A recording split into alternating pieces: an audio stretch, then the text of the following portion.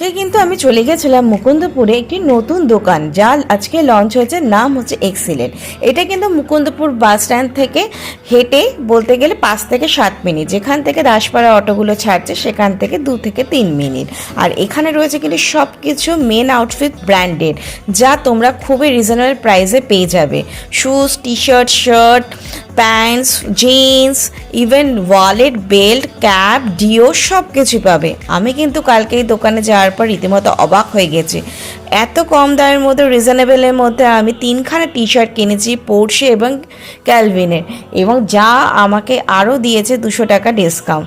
আর তোমরাই অবশ্যই কিন্তু পুজোর আগে যেতে পারো, রয়েছে নানা ধরনের ডিসকাউন্ট আর রীতিমতো বাম্পার বাম্পার অফার।